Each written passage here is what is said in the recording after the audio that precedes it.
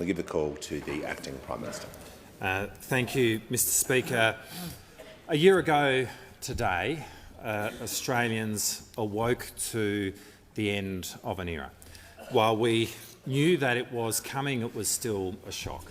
The death of Queen Elizabeth II is a moment that we will never forget. And in the ensuing 12 months, what we have seen is the full colour, the full majesty of the British ceremony and ritual, which is a bedrock of the world. The proclamation, the funeral, the coronation. And with the perspective of a year, the life of Queen Elizabeth II is all the more astounding. Her calm, her presence, her image defined half of the 20th century and the beginning of the 21st. Her sense of constancy was a source of reassurance to millions, and her selfless life of service is an example to others that will endure through the ages. But in the last 12 months, with a sense of assuredness and grace, we have also seen Prince Charles become King Charles. And in the beginning of his reign, we have come to understand that he is unique, because in the entirety of British history, he is the monarch about whom his thoughts and his ideas we know the most. His passion for urban planning and architecture, his passion for the environment, and his passion for the rights and progress of the First Nations peoples of the world. Receiving some of his education in our nation, King Charles has a special connection with Australia. And as I travel around the country, people often struggle with the name, an Indigenous word, of my electorate. More often than not, I am incorrectly described as the member for Corio. I have had the opportunity to meet King Charles once, and that was at the Commonwealth Heads of Government meeting in Rwanda last year. And it was a delight to me that with perfect pronunciation he said to me, "I understand that you are the member for Corio." Because not only does King Charles have a strong affinity with Australia, he knows my hometown of Geelong very well. And so on this anniversary of the death of Queen Elizabeth II, we acknowledge her life, but at the same time we celebrate and congratulate King Charles III on the first anniversary of his reign. Non-indulgence, I call the Honourable the Leader of the Opposition.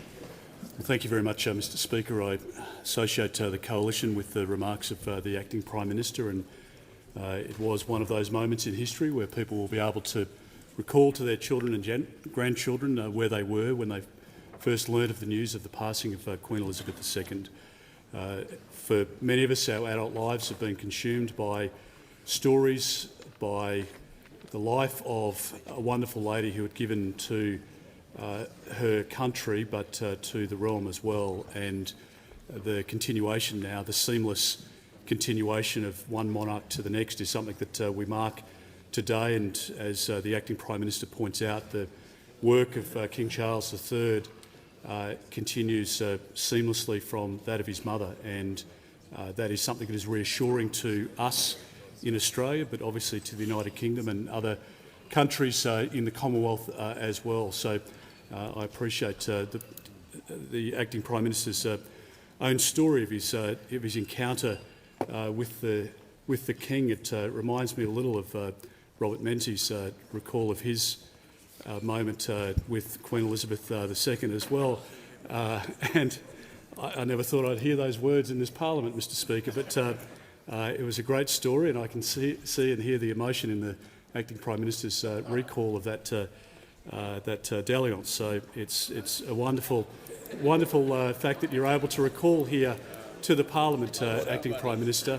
I think, Mr Speaker, when you look at the outpouring of grief at the passing 12 months ago of Queen Elizabeth II, it reflected humanity, and it reflected the respect that the world had for a leader who provided support to people in many parts of the world. Her interventions discreetly in relation to points in history in the United Kingdom and elsewhere for the better.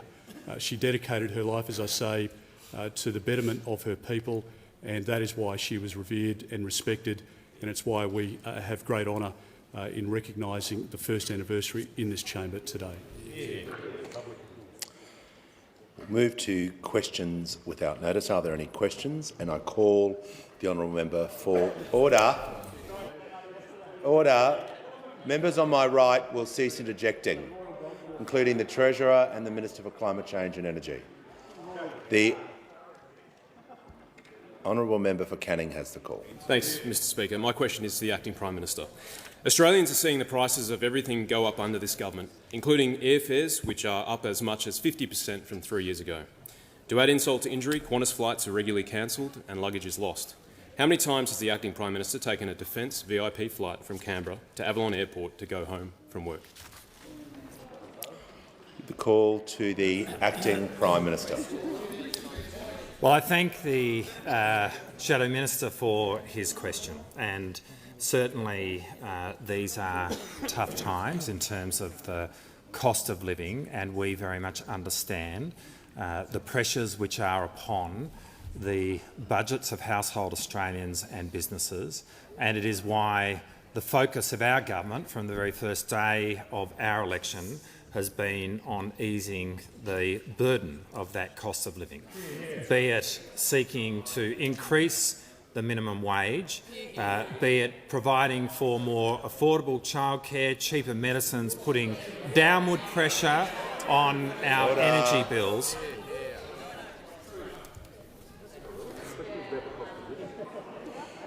Order. Members on my right.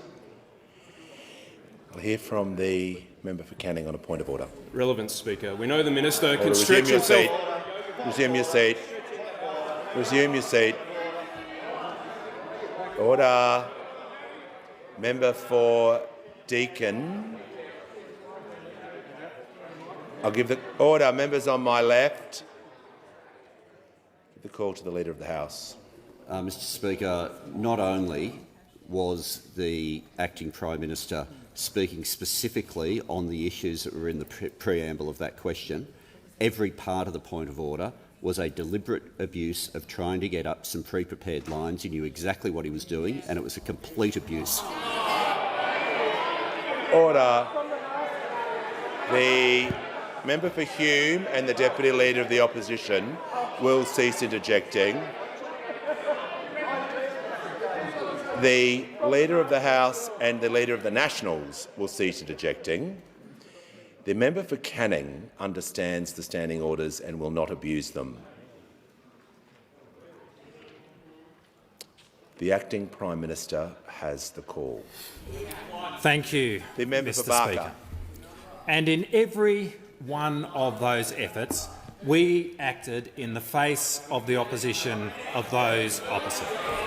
Now, Order. Mr Speaker, as I said on Tuesday, everywhere I have been Order. and everything Members that on my I left. have done has been in pursuit of my duties, acting on behalf of the Australian people, and I stand by every flight that I took on the special purpose aircraft or commercially.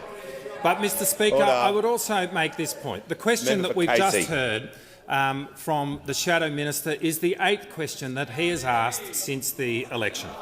Now, in that time, we have Members made a on my decision left. to acquire nuclear-powered submarines. for Deakin. That was quite a big deal. Not a single question on that. We made a decision to engage in the single biggest reposturing of Australia's Defence Force. Not a single question on that. But now we have had 3 questions on the special Order. purpose aircraft. Those opposite get 70 minutes each and every parliamentary day to raise the most significant questions facing the Australian people, and this is what the Shadow Minister chooses to raise. And it says everything about a party which gave us 7 different defence ministers in the course of the last decade. who could not make a decision in relation to our The submarine Leader of the capability, Nationals. opening up enormous capability gaps, and was always in relation, never about the policy, always Order. about the politics. But, Mr Speaker, we didn't need to know that to understand this, because on the 4th of January 2020 we absolutely Hume. understood how they were Order. about the politics. When, in the face of the biggest bushfires that we had as a country, they used the Australian Order. Defence Force to cut an ad to raise money Order. for the Liberal Party. Always about the politics, never about the policy. Before I call the member for Wills, the level of noise is completely unacceptable. The level of noise yesterday was completely unacceptable. I'm issuing a general warning today. There won't be any more warnings. People will just be excluded by their behaviour. Give the call to the member for Wills. Thank you, Mr Speaker. My question is to the Acting Prime Minister. What is the importance of a person honouring their word in managing our international relationships, in our national security and in governing Australia? Order. Give the call to the Acting Prime Minister. I thank the member for his question. On Tuesday, the Leader of the Opposition said on indulgence, "I want to offer very strong words of support to the Prime Minister. We wish the PM every success in the trip because it is important for our country's future." And as our Prime Minister embarked on an important series of engagements in the Indo-Pacific, the sentiment was welcome. But within one day, yesterday, as Hansard now records, the Leader of the Opposition was mocking the Prime Minister for going on this very trip. And, Mr Speaker, this is the starkest insight into the attitude which in government saw those opposite completely trash our international relationships, leaving Australia's global standing in the worst position that it has ever been. It saw the stopping of trade and the loss of thousands of Australian jobs, which this government has had to rebuild.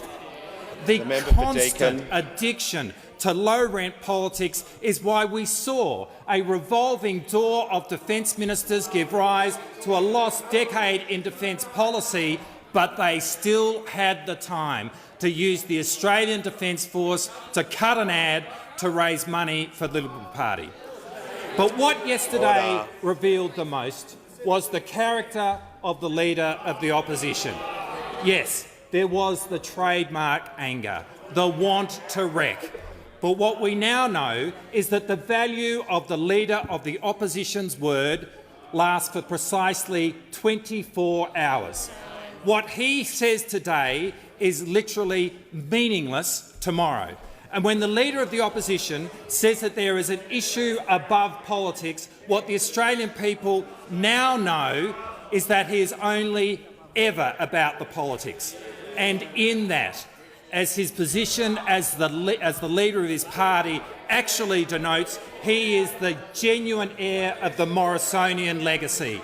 Australians cannot trust this man to act in their interest, but they can rely completely on the fact that no matter what the stakes, he will always act in his own personal interest.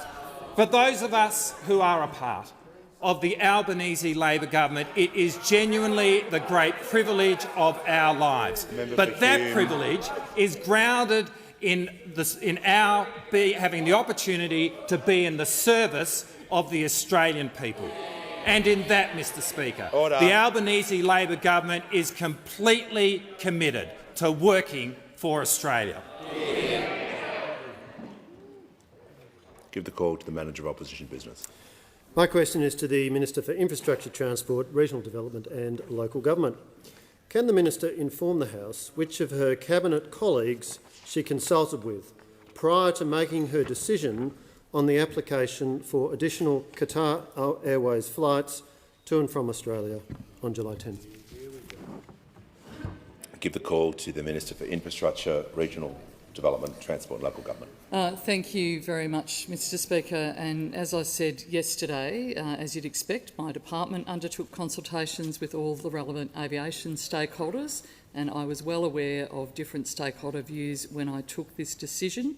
As you would know, as a former Minister for Infrastructure in the transport portfolio, as would transport ministers, you would regularly consult with ministerial colleagues, but this is a pretty routine decision that ministers make, and particularly a routine decision that Ministers for Transport takes.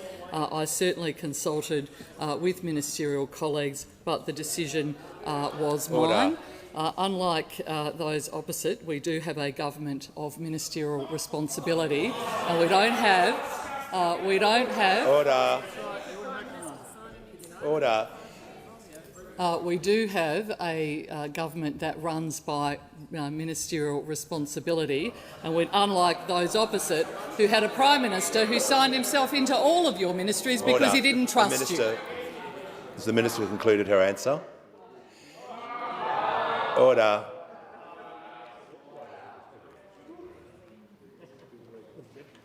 Give the call to the honourable member for Adelaide. Thank you, Mr Speaker. Mr Speaker, my question is to the Minister for Infrastructure and Transport. After years of inaction, how is the Albanese Labor government delivering a more competitive aviation sector while at the same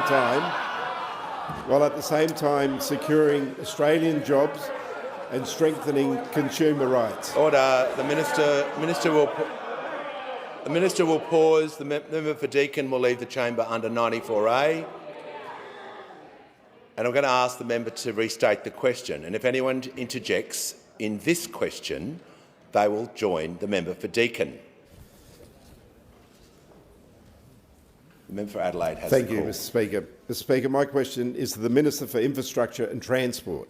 After years of inaction, how is the Albanese Labor government delivering a more competitive aviation sector while at the same time securing Australian jobs and strengthening consumer rights?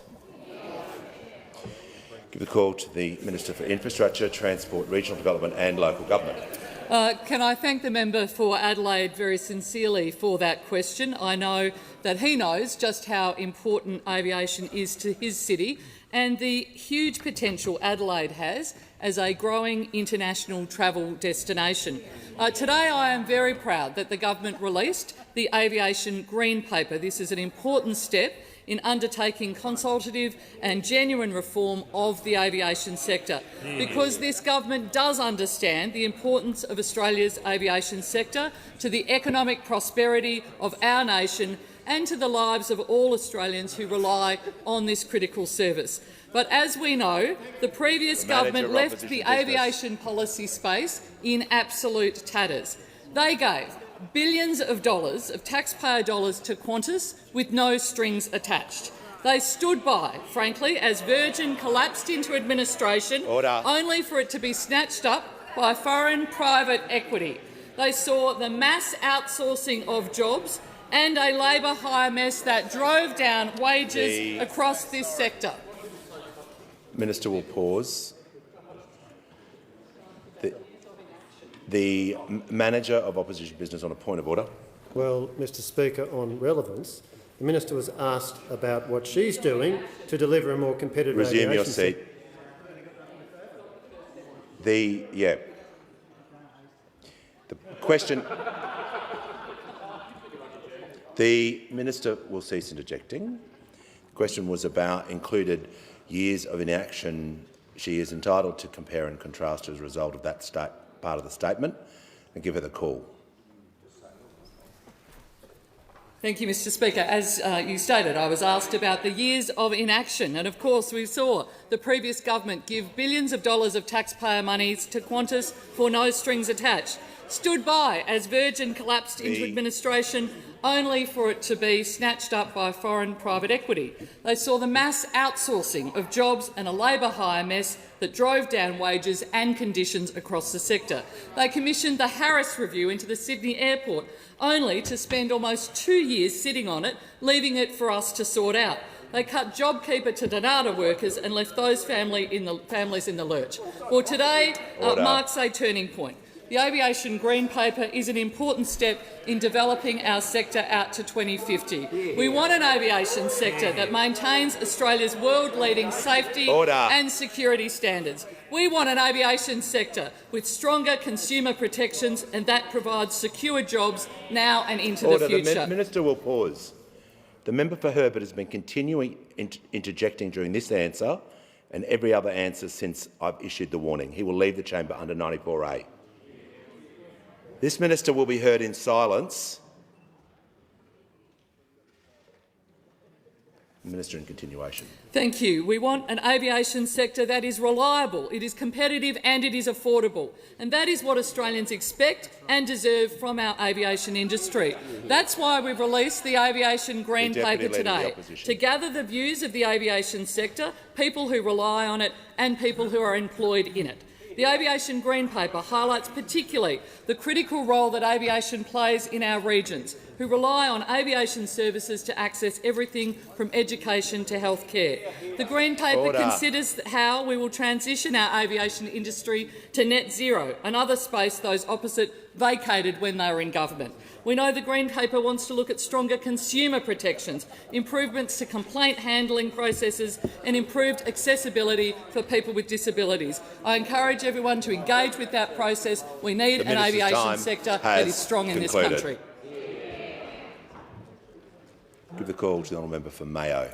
Thank you, Mr Speaker. My question is to the Minister for Infrastructure. Minister, on the 1st of May 2023, you announced a 90-day review of infrastructure projects. This decision is causing delay and frustration, particularly for projects underway, such as the October 2020 announced $250 million upgrade to the South Eastern Freeway in my electorate. Minister, we're now at day 130. When will you provide certainty to my community that the long-standing infrastructure promises made will indeed be honoured? Give the call to the Minister for Infrastructure, Transport, Regional Development and Local Government. Thank you, and I thank very much the member for Mayo for both her question and also for her long-standing advocacy for the people of her electorate. I know she has been in this place for a long period of time and feels very strongly about delivering for her community. As I have already said in the media, I've recently received the independent strategic review of the infrastructure investment report. It is a fairly lengthy and complex report, but it does highlight, which I think even the member's question does, just how badly the Liberals and Nationals managed the infrastructure pipeline during their wasted decade. I am considering the report in detail and a government response to the recommendations will be announced in due course. It does involve complex negotiations with every state and territory. But I can give you some of the highlights from the report today. The review has found, in fact, that in the pipeline that there is $33 billion of known cost pressures. That is what those previous actually presided over.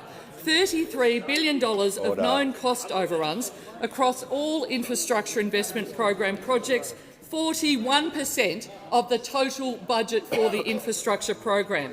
And it also states that there is a very, very high risk of future cost overruns, because this is the mess left by those opposite. They were so fixated on the press release, so fixated on the announcements, and in fact the review highlights very significantly that the previous government tripled the number of projects in 2015 and in 2019, both leading into election years. And the problem you've got when you had a government that was so fixated on the press release and could not deliver, that you have now got an infrastructure investment pipeline that is $33 billion in known cost overruns. We're making our way through that report. We're working with states and territories on that to provide certainty to community. But this is yet again, the absolute mess and disgrace that those opposite left when it comes to infrastructure into this country. We want to get on with the business of delivering. You can't drive on a press release, and those opposite should be absolutely ashamed of themselves, of the state that they have left the infrastructure pipeline in. The member for Riverina. The call to the honourable member for Bennelong. Thank you, Speaker. My question is to the Treasurer. What do this week's national accounts say about the importance of responsible economic management, and what approaches has the government rejected? Give the call to the Treasurer. Thanks, Mr Speaker, and thanks to the outstanding member for Bennelong for his question. The national accounts this week provided an important snapshot of our economy. Our economy is steady and sturdy in the face of some pretty intense pressure. It's holding up pretty well despite the rate rises which are already in the system and the slowdown in China. Now, we are optimistic about the future of our economy, the future of our country, but we are also realistic about pressures on Australians right now, the way that our economy is slowing and the difficult months that we anticipate ahead. Now, there is always a premium on responsible economic management, but especially in uncertain times like these. That's why we are working for Australia to roll out relief, getting wages moving again, getting the budget in better nick, investing in the future and cleaning up the mess that was left behind by those opposite. Now, we're seeing welcome progress in moderating inflation and in the national accounts, especially when it comes to wage and salary income over the last financial year, growing at the fastest rate in 3 decades. We see it in the fastest employment growth over the last financial year than at any time in any financial year since 1985, Mr Speaker. 500,000 jobs created on our watch, more people in work and earning more, the first surplus in 15 years, all of that putting us in good stead for the uncertainties ahead.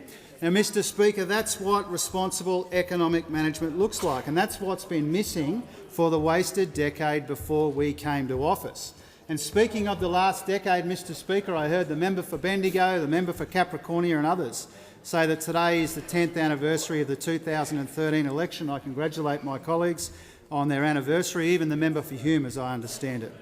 Now, having been here for a decade now, even the member for Hume, I'm sure, it's not lost on him how strange and unusual and potentially unprecedented it was that in the week of an RBA board decision and the national accounts, he's yet to ask me a single question this week. Not about the economy, not about anything at all, not even a how's it going, Mr Speaker, not a single question from the member, the Shadow Treasurer opposite. And the lengths they went to yesterday to prevent him asking a question. They sat there and they had a choice. Should we let the member for Canning humiliate himself, or should we let the member for Hume humiliate himself? The Treasurer will resume his seat. The Manager of Opposition Business on a point of order. On relevance, Mr Speaker, even on the broadest interpretation of the words "what approaches has the government rejected," this continuation of the Treasurer's abuse and lack of respect for the Shadow Treasurer needs to stop. It's unparliamentary. He's a serial offender. Order. If he's got nothing useful to say, he should sit down.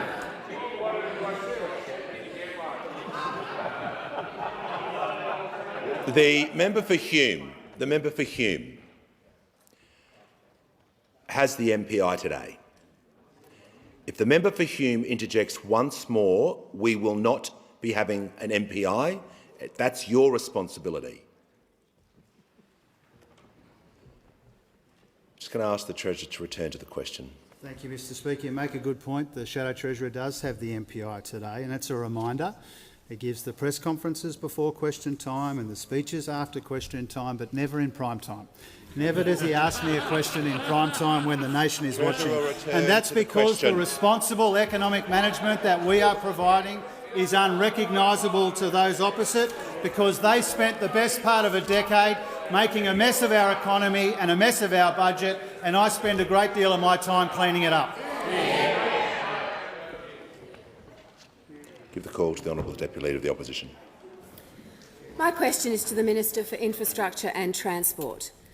Can the Minister confirm the date the Prime Minister or his office was informed of her decision on the application for additional Qatar Airways flights to and from Australia? Give the call to the Minister for Infrastructure, Transport. The member for Barker will leave under 94A.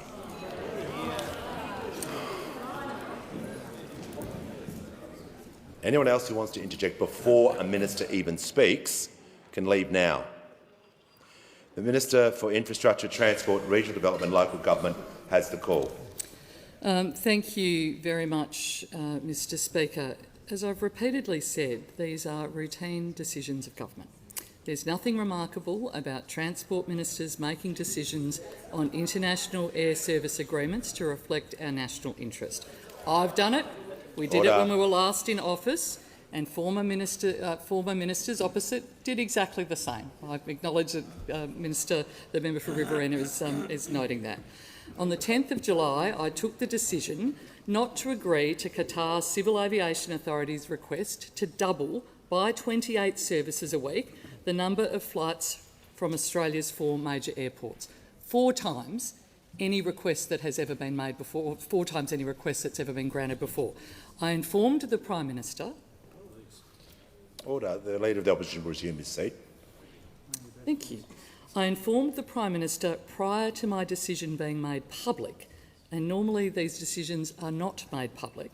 And for context, my office had received multiple media requests about the women who were escorted off a Qatar Airways flight in Doha and subject to invasive searches, and their views on the Air Services Agreement request from the Deputy Qatar. Leader of the Opposition has asked a question. Can I just say, the Deputy Leader, this is constant. I'm just about to get to that. I'm just about to get to that. The Leader of the Opposition can just listen to the Minister. I want to hear what she has to say in response to the Deputy Leader's question just as much as anyone. And again, I said, for context, my office had received multiple media requests about the women who were escorted off a Qatar Airways flight in Doha and subject to invasive searches, and their views on the Air Services Agreement request from Qatar. We responded to the media request on the 18th of July, by which point the Prime Minister was aware of the decision that I had made. Give the call to the honourable member for Pearce. Thank you, Mr Speaker. My question is to the Minister for Health. How is the Albanese Labor government working to strengthen Medicare? Why is urgent action needed to repair the damage caused by a decade of cuts and neglect to Australia's primary health care system? The call to the Minister for Health and Aged Care. Well, thank you, thank you, Speaker, and I thank the terrific member for Pearce for her question. Such an amazing representative of the northern suburbs of Perth, first as Mayor and now as a widely respected member of our government in this place. And she understands the critical importance of strengthening Medicare. I remember when I first met her, she told me that her constituents had been telling her it was never harder, never more less affordable to see a doctor than it was right then back last year. And we know that after 10 years of cuts and neglect to Medicare, Mr Speaker, that bulk billing rates were in serious decline when we came to government and gap fees were rising sharply. And that's why the Treasurer, in the May budget this year, delivered a $6.1 billion strengthening Medicare package. The centrepiece of that package was the biggest investment into bulk billing in the 40-year history of Medicare, tripling the bulk billing incentive. And we also, Mr Speaker, delivered the biggest across-the-board increase to the Medicare rebate in more than 30 years. Since Paul Keating was Prime Minister, in 1 year, more than the former government managed in 6 long years to increase the Medicare rebate. Now, Mr Speaker, we also recognise that GPs deserve more than just our thanks after their extraordinary efforts over the 3.5 years of the pandemic. They deserve tangible support to strengthen their practices, which is why we've delivered $220 million in strengthening Medicare practice grants, including to 38 general practices in the member for Pearce's electorate. And, Mr Speaker, I'm happy to say the member for Pearce and I visited the Clarkson Medicare Urgent Care Centre last week. One of the 58 urgent care centres will be opening over the course of this year. The waiting room was full, mainly with parents with kids who had urgent but non-life-threatening emergencies, which we're all familiar with as parents, people who would likely have been waiting hours and hours in the Joondalup emergency department if the urgent care centre hadn't been open. Dr Koh the terrific manager of that practice told us how busy the urgent care centre had been in the short time it had been open. Just one of the centres operating 7 days a week, extended hours and fully bulk billed, Mr Speaker, delivering urgent care in the community when and where people need it and taking much-needed pressure off our hospital emergency departments. So, Mr Speaker, tripling the bulk billing incentive, the biggest increase to the Medicare rebate in more than 30 years, strengthening Medicare practice grants to more than 6,800 general practices and rolling out Medicare urgent care centres right across Australia. That's our commitment to strengthening Medicare. Give the call to the Minister for Home Affairs and Cybersecurity is warned.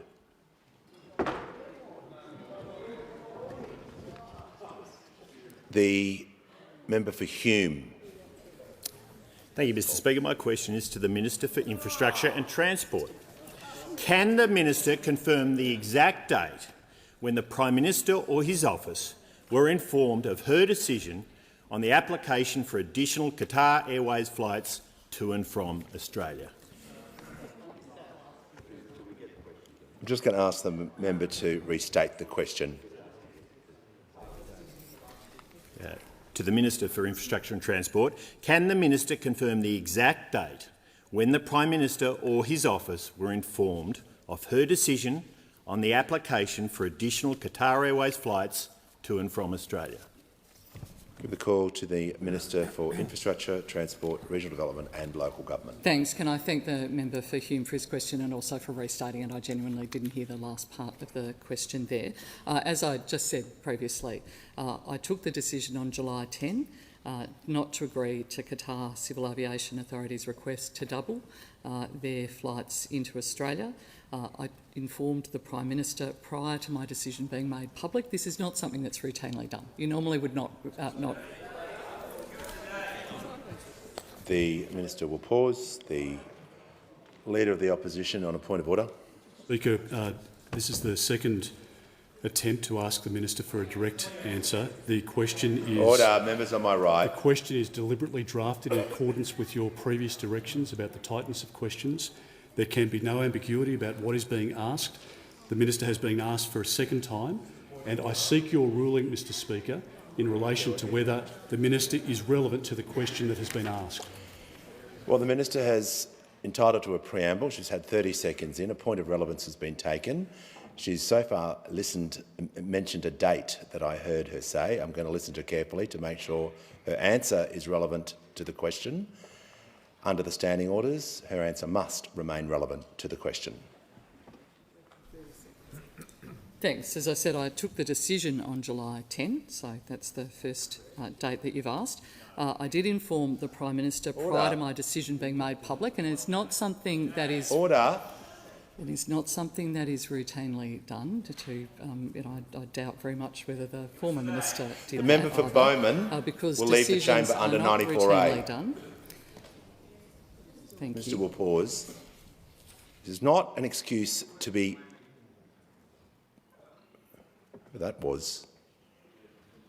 to be simply yelling at anyone at the dispatch box. Minister, in continuation. Thanks. And as I said, for context, I had received multiple media requests about the women that is well canvassed now.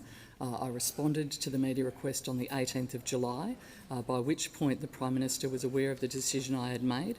In that same conversation I had with the Prime Minister, he let me know that he had had a conversation with the Virgin CEO, which he has canvassed. We're moving to the next question. You may ask me a question at the end of question time. What's your point of order? In relation to disorderly conduct in this chamber, I seek your clarification, Mr Speaker, in relation to the conduct of the Minister. The Minister was asked a specific question on 2 occasions. Resume your seat.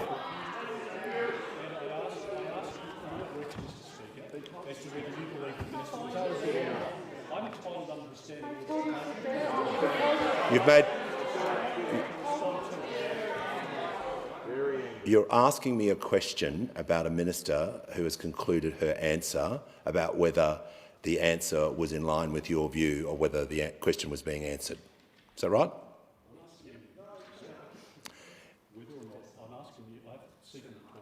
To raise a point of order. The Leader of the Opposition has the call. Much, Mr Speaker. I'm asking for your... this has been a fairly volatile question time. You've excluded a number of colleagues, Order. Mr Speaker, and so in efforts to help you... Well, Mr Speaker, the Minister interjects.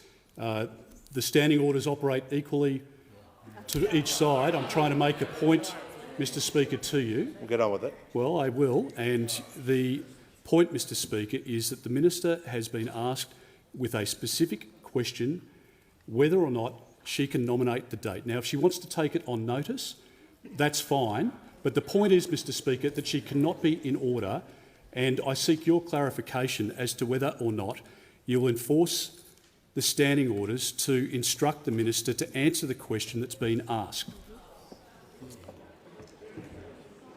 Order. I hear from the Leader of the House. Mr Speaker, under standing orders and under practice, a point of order is taken about an event at the time. The point of order on direct relevance was taken at the time. Your ruling was given immediately. The answer has now concluded. What's just been put by the Leader of the Opposition, maybe it's a question to the Speaker, I don't know, but it's certainly no longer a point of order because the question's concluded. There's no ruling you can possibly make. Under the standing orders, page 53, on Standing Order 104, I'll read for the benefit of the House so people understand exactly what we're talking about. When it comes to answers of ministers, 104A, an answer must be directly relevant to the question. A point of order regarding relevance may be taken only once in respect of each question, and the duration of each answer is limited to 3 minutes. The Leader of the Opposition took a point of order on relevance. I explained to the House where I was at with dealing with the Minister. There is nothing in the standing orders to allow the Leader of the Opposition to simply get up and say, at the conclusion of an answer, was that answer fulsome, was that answer enough? So if there are questions, I'm happy to take them at the end of question time to do with the administration of the parliament. In the meantime, we're going to move to the next question. I'm going to give the call to the honourable member for Werriwa. Thank you, Speaker. My question is to the Attorney-General. What work are the Australian Federal Police and the Australian Centre for Counter Child Exploitation doing to tackle the scourge of child sexual abuse, and how can Australians help? Give the call to the Attorney-General.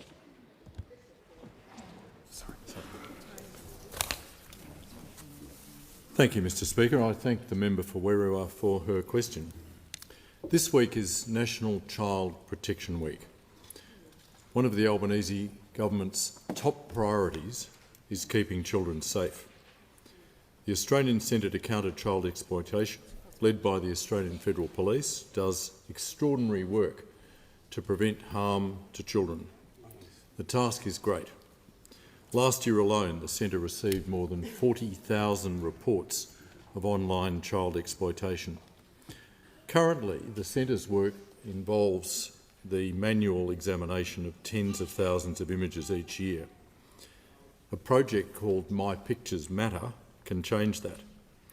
The Australian Federal Police and Monash University are inviting adult Australians to share images of themselves as children to support a new ethical artificial intelligence tool that will detect child abuse material in videos or photos shared online or seized during criminal investigations. This new tool will be able to quickly detect child abuse material on websites and offenders' electronic devices and triage them for investigators. The project was launched in 2022, but it needs more images to succeed. I understand that if just 100,000 Australian adults contribute a photo from their childhood, the tool can be put to work within 12 months. I'll be sharing an image of my childhood to support this project, and I hope other members will too. All adult Australians can take up the fight against child abuse by sharing a photo of themselves. Visit mypicturesmatter.org, upload a picture and help keep our children safe. Not indulgence. I'll give the call to the Leader of the Opposition. Thank you very much, Mr Speaker. Well, I want to congratulate the Attorney-General and through him the Australian Federal Police on this initiative. The technology that the Attorney-General refers to has led to breakthroughs in investigations already, and that it goes to the next stage is a great credit to the investigators and those who run the Australian Centre to Counter Child Exploitation. When you visit the centre, you can sense the palpable dynamic there, the not-for-profit organisations who are there with the investigators, providing support to victims, but also helping to disseminate a message of information and awareness. And as the Attorney-General rightly points out, during this week I'd encourage all Australian families and parents to go to the Australian Centre to Counter Child Exploitation website. There are 5 steps, 5 messages there that the ACE is asking parents to be aware of, and it's an engagement, having a conversation, an awareness of what your kids are looking at online, even though it's difficult to have that conversation. It's about reporting the information to the authorities so that another victim can't fall to the hands of one of these monstrous individuals. There's a lot more information, particularly around the protections, the settings on phones and on devices. It's the most important issue that our country can deal with in protecting our children, and we stand with the government in providing additional resources and every effort and support to those who are working at the Australian Centre to Counter Child Exploitation. I give the call to the Leader of the Opposition. Thank you very much, Mr Speaker. My question is to the Minister for Infrastructure, Transport, Regional Development and Local Government. Can the Minister confirm the exact date the Prime Minister or his office were informed of her decision on the application for additional Qatar Airways flights to and from Australia? Give the call to the Minister for Infrastructure, Transport, Regional Development and Local Government. I refer to my previous answer. Give the call to the honourable member for Macon. Thank you, Mr Speaker. My question is to the Minister for the Environment and Water. How is the Albanese Labor government acting to protect Australia's threatened species, and what are the threats facing our native plants and animals? Call to the Minister for the Environment and Water. Thank you so much, Mr Speaker, and I want to thank the member for Macon, who I know is a great fan of our beautiful Australian wildlife. We saw members of parliament from both sides today and from this chamber and the other place visiting our wonderful animals brought into parliament by Aussie Ark, Wildbark, Priam, Australian National Botanic Gardens and ACT Wildlife, bringing those animals and plants in for Threatened Species Day. I want to thank the conservationists who brought the animals in, the scientists who came in today, and the volunteers who care for injured animals. We saw all of them bringing little Tassie devils, Charlie and Lola, Pebbles the wombat, Banjo the blue-tongued lizard, Marshmallow the python, a glossy black cockatoo called 50, Marla the joey, and a range of other very beautiful Australian animals. It really was a celebration of native wildlife today, Mr Speaker. So thank you to those who brought the animals in, and thank you to the members of parliament who came along to see them. But of course, Threatened Species Day has a very serious message as well. And today we released a number of additional documents that will better protect our threatened species, including a document for consultation on how we deal with the enormous threat that is feral cats in Australia. We know that cats kill about 6 million animals in Australia every night. Cats kill about 6 million animals every night. And we know that they've played a role in about 2/3 of extinctions that have already occurred in Australia, and that there are about another 200 animals on the threatened species list that are vulnerable to cat predation. So we're releasing a consultation document because we know that, of course, there is a role for the Commonwealth Government, there's a role for state and territory governments, and there is very certainly a role for local councils and other organisations in dealing with the threat posed by cats attacking native animals. We saw a great example of one of the responses to feral cat predation, and that was the Felixa machine, one that we are seeing rolled out across Australia dealing with feral cats. We want to make sure that we provide cat-free environments, islands and fenced areas and other solutions to prevent feral cats attacking Australian animals. Mr Speaker, our government is investing $500 million in protecting against these threats. Has concluded. Before I call the member for Warringah, thank you, Mr Speaker. Before I call the member for Warringah, I just want to welcome. I'm pleased to inform the House that present in the gallery today is Ms Anne Genete, the member of the French Parliament and President of the France-Australia Friendship Group. On behalf of the House, welcome to the Australian Parliament and Question Time. And in the Northern Gallery today, we have school students from Mitcham Primary School and the member for Boothby's electorate. That way. And I give the call to the member for Warringah. Thank you, Mr Speaker. To the Treasurer. Small businesses make up 97.5% of businesses in Australia, and they are facing a perfect storm of impossible cash flow situations with high interest rates and increased levels of debt from COVID, delayed rents now falling due and also rising. Add to this high energy prices, supply and staff shortages and a downturn in consumer confidence and spending, and many are facing closure. What additional measures will the government consider, including delaying ATO reporting requirements, to assist them through this difficult period? Give the call to the Treasurer. Yeah, thank you, Mr Speaker, and thank you to the member for Warringah for her question and also for the opportunity to speak with her about some of these issues in recent days. We do know that Australian small businesses are doing it tough. I agree with you. And this is because, as you rightly identify, the inflationary pressures that they are under and the ongoing impact of higher interest rates as well. And while we know that the vast majority of Australian businesses meet their obligations, we do understand that for different reasons some are struggling to do that.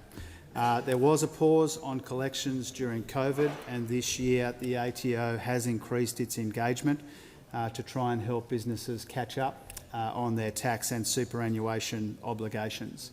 We do understand that this can be difficult, but it does ensure that businesses that don't meet their tax obligations don't get an unfair advantage over those that do follow the rules.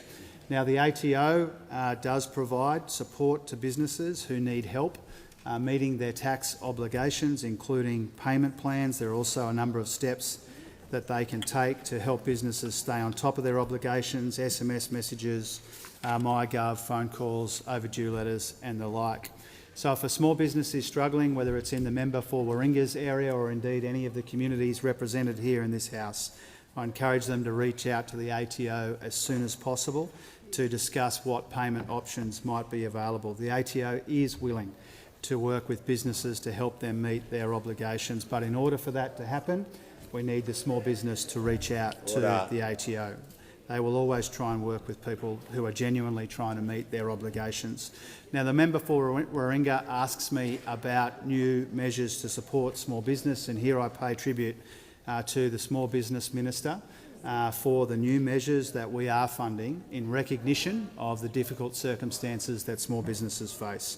Whether it's the Small Business Energy Incentive, whether it's the targeted energy bill relief that those opposite voted against in this place, whether it is the instant asset write-off, the industry growth plan in the Industry Minister's portfolio, the cyber wardens. And this comes on top of course, all of the support we're already providing, digital solutions, changing the Commonwealth procurement rules to favour small businesses, help with unfair contract terms, making sure small businesses are paid on time, the work we're doing on the franchising sector. All of this is in recognition of the genuine pressures that small businesses in particular are under. We are grateful for the representation of the member for Warringah. We encourage small businesses to reach out if they need help as the ATO continues its important work. The call to the honourable member for Paterson. Thanks, Mr Speaker. My question is to the Minister for Workplace Relations and Employment. How does the Albanese Labor government's Closing the Loopholes bill help deliver pay and conditions working Australians are entitled to? And has there been any misinformation in response to this bill? Order. give a call to the Minister for Employment, Workplace Relations and the Minister for the Arts. Order.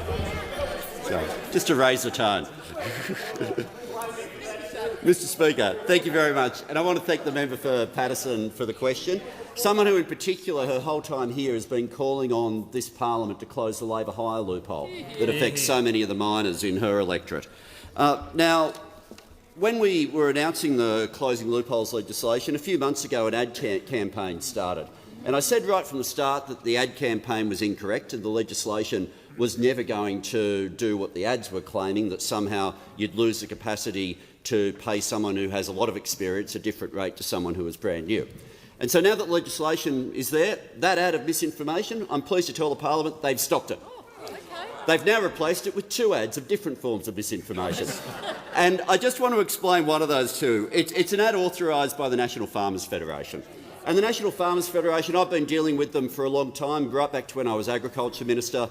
As an organisation, they often provide very good advice on policy. They've never been that good when it comes to rights of workers, historically. They just haven't been. Now, in the ad, no, it's about National Farmers Federation. Order. In the ad that they've launched, they've said, Order. Members on my right, I can't hear what the minister is saying because there is far too much noise in the chamber. I want to hear from the member for Wannon on a point of order. Speaker, the NFF aren't here to defend themselves. Resume your seat.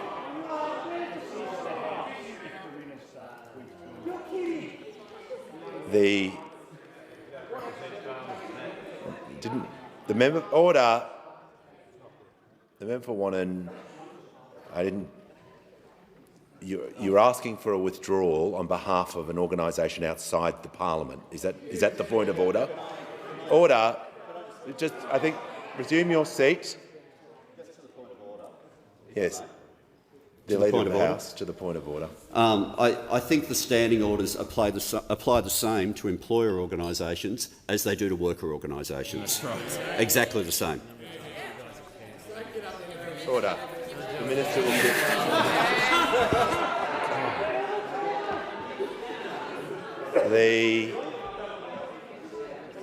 The minister will just pause a moment. The Minister for Employment and the Environment will cease interjecting. The member for Wannon, I just need you to state the point of order, not give a statement. The member for Wannon has the call. I said it would assist the House if the minister withdrew that. Resume your seat. Yeah.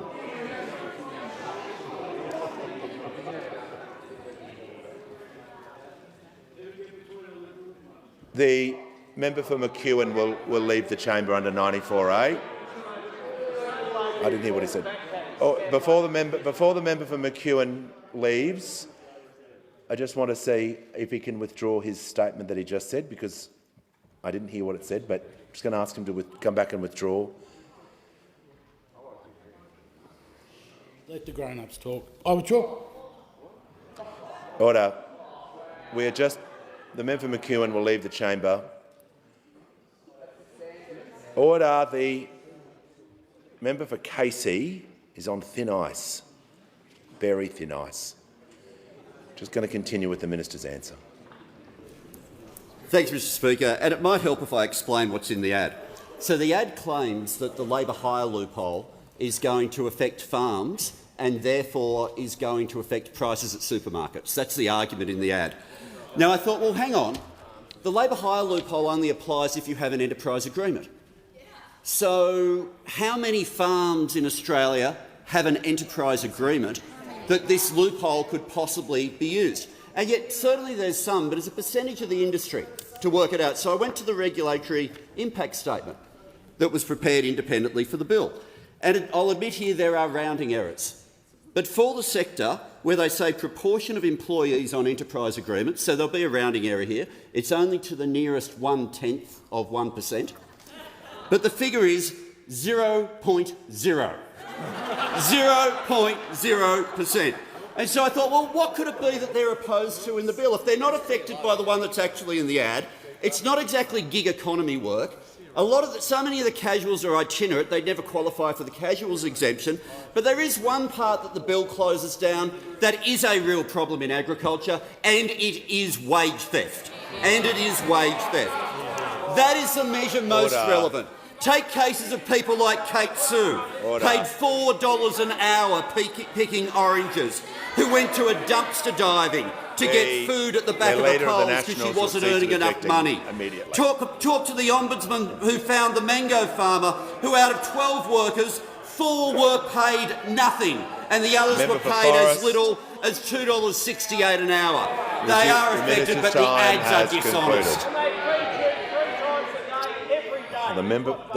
The member for Riverina. I want you to be quiet. The Leader of the Opposition has the call. Thank you very much, Mr Speaker. I seek leave to move the following motion. That the House, 1, expresses its concern that this government appears to have done a sweetheart deal with Qantas Airways to block the application for additional flights to and from Australia by Qatar Airways. 2, notes that the Minister for Infrastructure, Transport and Regional Development, A, has failed to give any clear or consistent explanation for this decision, has offered up to 9 different explanations, and C, has shown she has a selective memory, being somehow unable to recall any details of discussing the matter with Qantas, the principal financial beneficiary of her decision, even though she does have recall of other meetings she had over this matter. 3, condemns the Albanese government for decreasing competition in the aviation market and increasing air travel prices for Australian families. 4, reminds the Albanese government that it promised before and after the last election to be transparent and honest with the Australian people. And 5, notes that the Albanese government has clearly broken this promise with its efforts to avoid a proper scrutiny in the House regarding its sweetheart deal with Qantas. Is leave granted? The Leader of the Opposition. Thank you very much, Mr Speaker. I seek leave. Thank you very much, Mr Speaker. I move that so much of the standing orders be suspended, as would prevent the Leader of the Opposition from moving the following motion. That the House, 1, expresses its concern that this government appears to have done a sweetheart deal with Qantas Airways to block the application for additional flights to and from Australia by Qatar Airways. 2, notes that the Minister for Infrastructure, Transport and Regional Development, A, has failed to give any clear or consistent explanation for this decision. B, has offered up to 9 different explanations. And C, has shown she has a selective memory, being somehow unable to recall any details of discussing this matter with Qantas, the principal financial beneficiary of her decision, even though she does have recall of other meetings she had over this matter. 3, condemns the Albanese government for decreasing competition in the aviation market and increasing air travel prices for Australian families. 4, reminds the Albanese government that it promised before and after the last election to be transparent and honest with the Australian people. And 5, notes that the Albanese government has clearly broken this promise with its efforts to avoid proper scrutiny in the House regarding its sweetheart deal with Qantas. The Leader of the House.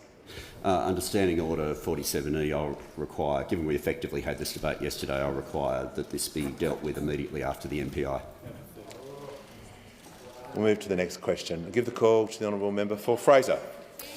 My question is to the Minister for the National Disability Insurance Scheme. How does the Minister respond to some of the fear campaigns being directed at NDIS participants by digital disability platforms like Mabel? The call to the Minister for the National Disability Insurance Scheme and the Minister for Government Services. I thank the member for Fraser for his question. This goes to the issue of the industrial relations reform and the NDIS and misinformation.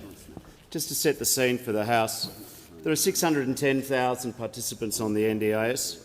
There are about 325,000 workers in the sector. They're employed by a variety of ways, principally enterprise agreements, awards, casuals.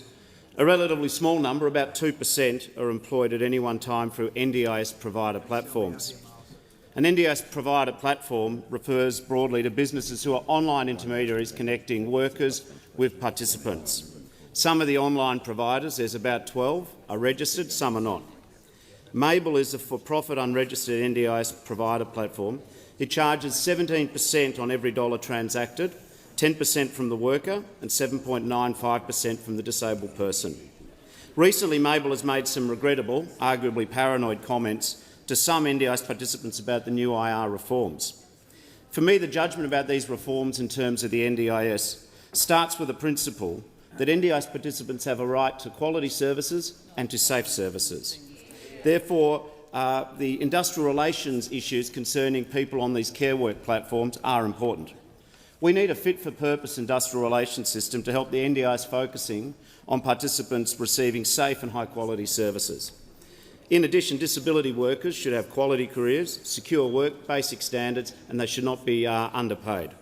However, in evidence given to the Disability Royal Commission March this year by Dr Fiona McDonald of RMIT, she said there are concerns that the care work platforms are controlling labour, setting prices, disciplining workers, while avoiding the risks and costs and the responsibility of employment. The proposed changes go to the responsibility to maintain minimum standard for disability workers. Adhering to minimum standards builds quality workforce, secure workforces, ultimately delivers higher quality, safer service for people with disability. I hear daily from participants and their families about the need for high-quality services, but participants and families shouldn't have to choose between flexibility on one hand and quality on the other. The NDIS is driven by the principle of people being able to choose the service which best suits them. In a competitive market, service providers who deliver quality and flexible services will be absolutely attractive to NDIS participants.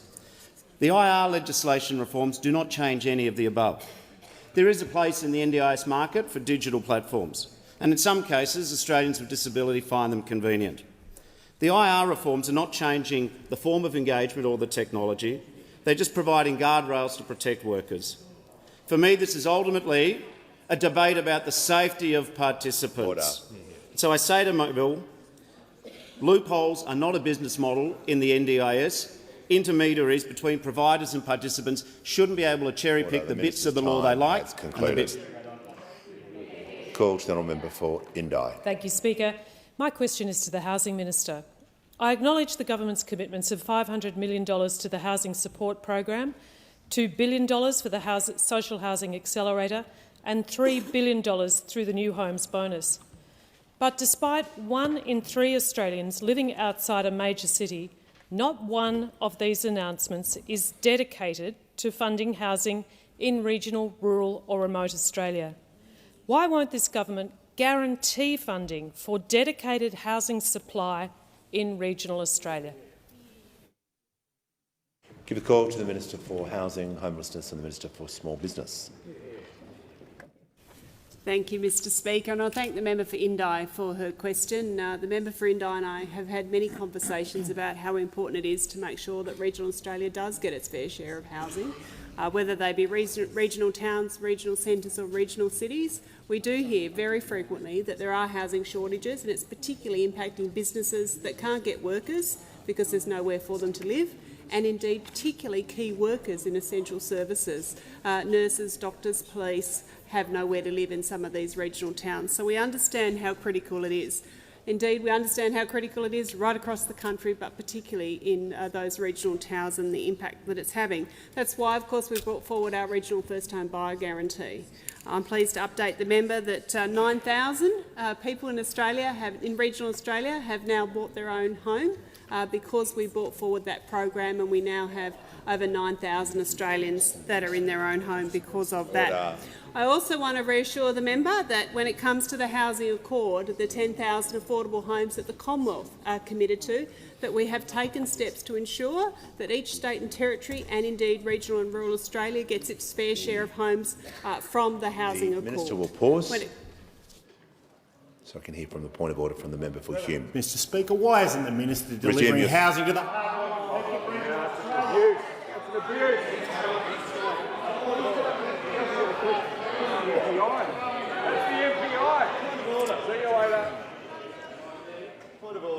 I'll hear from the Leader of the House. Yes, Leader of the House. I'll hear. Thanks, Mr Speaker. I think it's important that a penalty under standing orders is taken as a penalty. What we saw just then was an agreement between the member for Hume and the Leader of the Opposition to try to be thrown out so that he doesn't have to give a speech. Resume your seat. Resume your seat. Yeah. The Leader of the Opposition and the Leader of the House will resume both your seats. Resume both the seats. Just resume your seat for a moment. Order. The members on my right will cease interjecting, so will members on my left. The member for Hume raised a point of order. I called the Leader of the House on that point of order, and he better get to his point of order. Under 94A, I suggest the member for Hume, in the interests of the House and the order of the House, should be allowed to stay in the chamber. Order.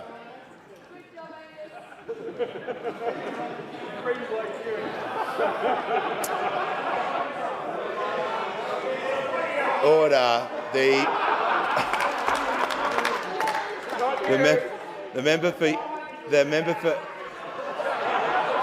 member for Hume, because I'm feeling generous,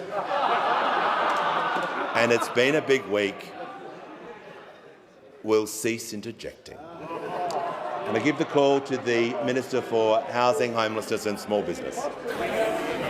Thank you, Mr Speaker. And I'd say the member in Indi and many other people in this room actually care about regional Australia and housing and actually want to hear this answer, unlike those opposite. Mr Speaker, we're going to make sure, and I reiterate our commitment. Order. The Minister will come to her conclusion of the answer. Yes. I reiterate our commitment that under the Housing Australia Future Fund, that the 30,000 houses will be going to regional and rural Australia in their fair share, as well as, of course, around the rest of the country, and each state and territory will get their fair share. The Minister's concluded her answer. Yes. I give the call to the Acting Prime Minister. Mr Speaker, I ask that further questions be placed in the response.